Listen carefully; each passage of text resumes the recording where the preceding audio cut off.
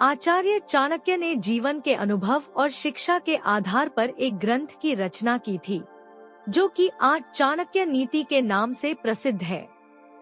सिद्धांतों पर आधारित ये नीतियां जीवन के विभिन्न पहलुओं पर मार्गदर्शन करती है। चाणक्य नीति में राजनीति, राज्य व्यवस्था, समाज की भलाई और व्यक्तिगत विकास के लिए कई महत्वपूर्ण उपदेश दिए गए हैं। ये नीतियां जीवन के विभिन्न पहलुओं को समझने और इंसान को बेहतर बनाने में अत्यंत उपयोगी साबित होती है। चाणक्य ने इस ग्रंथ में व्यक्ति को कुछ बातों के लिए पहले से ही सतर्क रहने के लिए कहा है।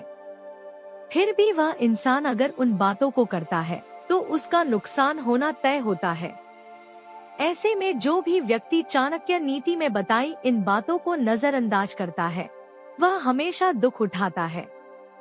अक्सर लोग अपने स्वभाव के कारण विद्वानों और ज्ञानियों की निंदा करते हैं, उनकी विद्वता का मजाक बनाते हैं, साथ ही उनके ज्ञान को व्यर्थ बताकर उनकी आलोचना करते हैं। चाणक्य नीति के अनुसार ऐसे लोग हमेशा अपने जीवन में दुख भोगते हैं। वह हमेशा सुख के लिए तरसते रहते हैं। ऐसे में व्यक्ति को अपने इस स्वभाव में बदलाव करना चाहिए, क्योंकि दूसरों की बुराई करने से व्यक्ति को कोई लाभ नहीं होता है। कई लोग शास्त्रों में लिखी गई बातों की आलोचना करते हैं। शास्त्रों में बताए नियमों के अनुसार चलने वाले लोगों को पाखंडी, ढोंगी बताने लगते हैं। चाणक्य नीति में ऐसे ही लोगों के लिए लिखा है कि ये लोग अपने जीवन में कभी सुखी नहीं रहते हैं। इन लोगों को कदम कदम पर मुश्किलों का सामना करना पड़ता है। इसके अलावा जो लोग शांत स्वभाव और गंभीर प्रकृति के लोगों का मजाक बनाते हैं, वे भी जीवन में हमेशा परेशान ही रहते हैं। चाणक्य नीति में लिखा है कि मूर्खों की भाषा में शांत और चुप रहने वाले लोगों को कमजोर कहा जाता है। विद्वान यानी श्रेष्ठ आचरण करने वाले, शास्त्र में बताए नियमों का पालन करने वाले और शांत रहने वाले लोगों को आलोचना से कुछ नहीं बिगड़ता है।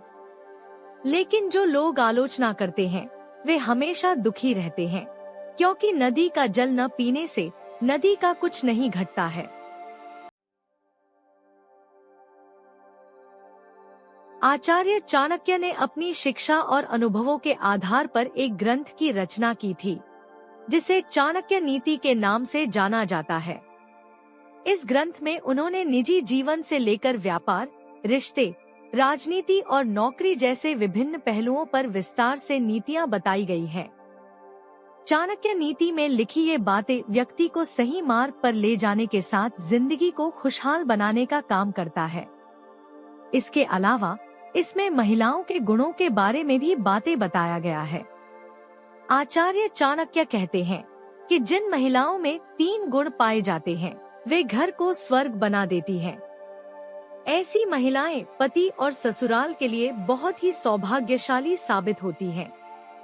ऐसे में आइए जानते हैं कि महिलाओं के ये गुण कौन से हैं। आचार्य चाणक्य महिलाओं की शारीरिक सुंदरता की जगह मन की सुंदरता को महत्व देते हैं।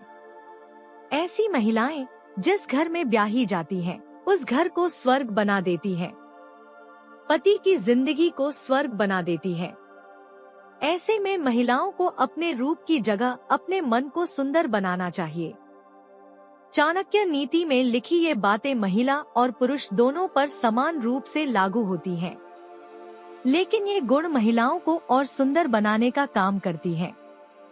आचार्य चाणक्य कहते हैं कि जो महिलाएं गुस्से वाली नहीं होती हैं, यानी कि उन्हें शांत रहना पसंद होता है, उनकी जिंदगी खुशहाली से बीतती है। शांत स्वभाव वाली महिलाओं को उनके पति बहुत ज्यादा मोहब्बत देते हैं। चाणक्य नीति के अनुसार अगर किसी महिला में ये गुण होगा तो पूरा ससुराल खुश रहता है। महिलाओं में पाया जाने वाला यह गुण आने वाली पीढ़ी पर प्रभाव डालता है। ऐसे में जो महिलाएं घर के बड़े लोगों का आदर और छोटे लोगों के प्रति सम्मान का भाव रखती हैं, उस घर में क्लेश कभी नहीं होता है। उस घर में सभी लोगों के बीच आपसी प्रेम और प्रगाढ़ होता है।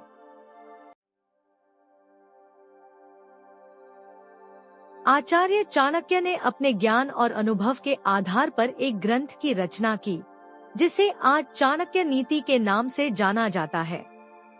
इस ग्रंथ को ज्ञान का महासागर कहा जाता है, क्योंकि इस ग्रंथ में चाणक्य ने जीवन के विभिन्न पहलुओं के कई राज उजागर किए हैं।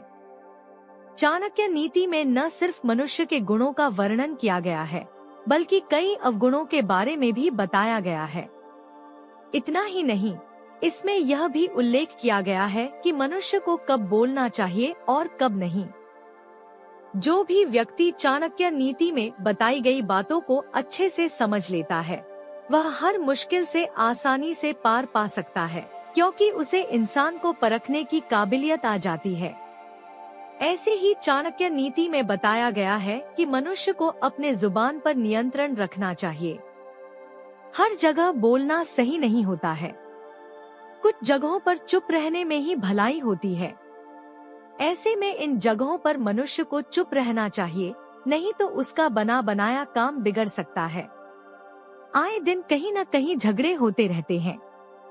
इस दौरान कुछ लोग बिन बुलाए मेहमान की तरह झगड़े की जगह पर पहुंच जाते हैं और सलाह देने लगते हैं।